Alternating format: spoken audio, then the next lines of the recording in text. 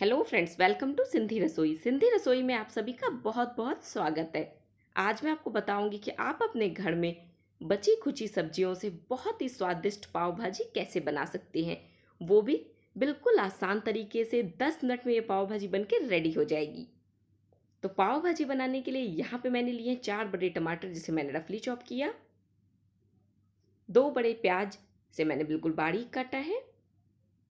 एक बड़ा शिमला मिर्च जिसे मैंने डीसीड करके बारीक काट लिया है। 250 ग्राम लौकी से मैंने छील के रफली चॉप किया। 4 गाजर इसे मैंने कद्दूकस कर लिया है। एक नींबू, 5 से 6 हरी मिर्च बारीक कटी हुई, 4 से 5 उबले हुए आलू, एक बॉईल किया हुआ चुकंदर। चुकंदर को भी मैंने आलू के साथ ही बॉईल किया है। साथ ही मैंने ली है 15 से 20 कलियां लहसुन की, जिसे हम क्रश करके यूज करेंगे।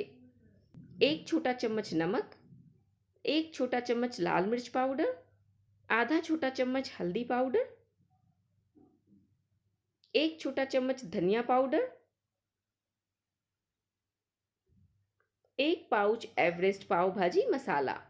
इससे सब्जी को बहुत ही अच्छा स्वाद मिलेगा। आप किसी भी ब्रांड का यूज कर सकते हैं। तो यहाँ पे पाव भाजी को मैं बनाऊंगी कुकर में। कुकर में मैं डालूंगी 4 से 5 बड़े चम्मच रिफाइन ऑयल। साथ ही डाल दूंगी 2 टेबल स्पून बटर। जब तक पाव भाजी में बटर नहीं जाए तब तक पाव भाजी का स्वाद ही नहीं आता। तो यहाँ पे बटर आप बिल्कुल अच्छे से डालें। आप चाहें तो रिफाइन की जगह सिर्फ बटर भी यूज कर सकते हैं। बटर अब मेल्ट हो गया है, तो अब यहाँ पे मैं डालूंगी इसमें कटे हुए प्याज।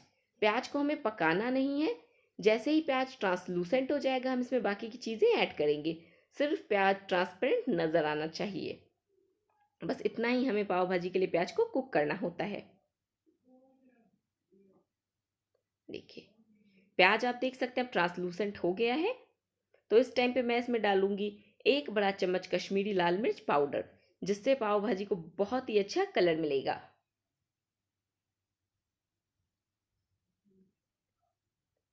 जैसे ही हमने डालनी है मिर्च, हम तुरंत डाल देंगे कटे हुए टमाटर।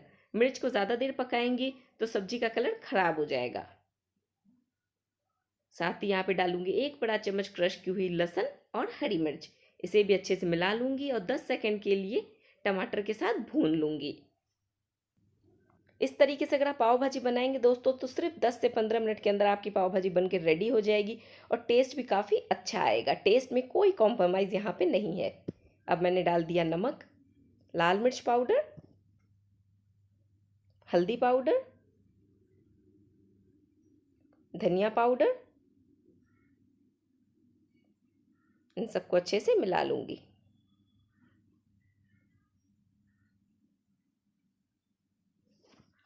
वैसे हम पाव भाजी बनाते थे तो पहले सब्जियां बॉईल करते थे, फिर तड़का सेकते थे। उसमें काफ़ी ज़्यादा हमारा टाइम वेस्ट होता था, लेकिन इस तरीके से हमारा टाइम भी बचेगा और पाव भाजी का स्वाद भी बहुत अच्छा आएगा।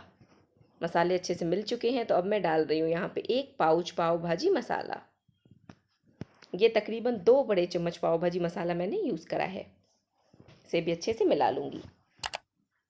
जब तक मसाला ऑयल रिलीज़ ना कर दे तब तक हम इसे भूनेंगे लो फ्लेम पे।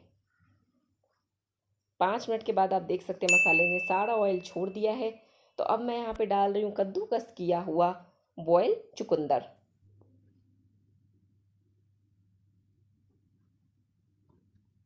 साथ ही डालूंगी कटी हुई शिमला मिर्च। अगर आपके पास हरे मटर हो तो आप आधी कटोरी हरे मटर भी इसी टाइम पे इसमें ऐड कर दें। साथ ही डाला आधा कड़छी पानी। इसे अच्छे से मिला लूंगी।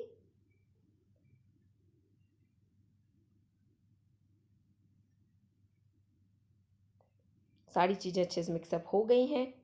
मसाले ने फिर से ऑयल रिलीज़ कर दिया है।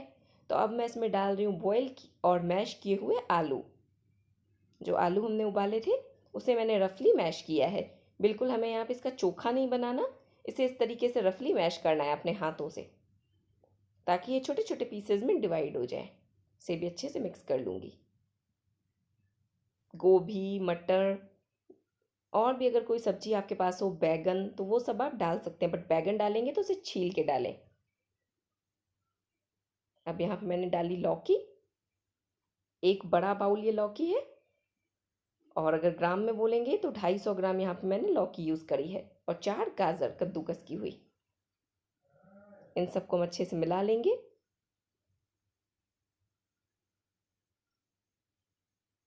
सारी सब्जियां अच्छे से मिक्सअप हो गई हैं मसाले के साथ। अब हम इसमें डाल रहे हैं पानी।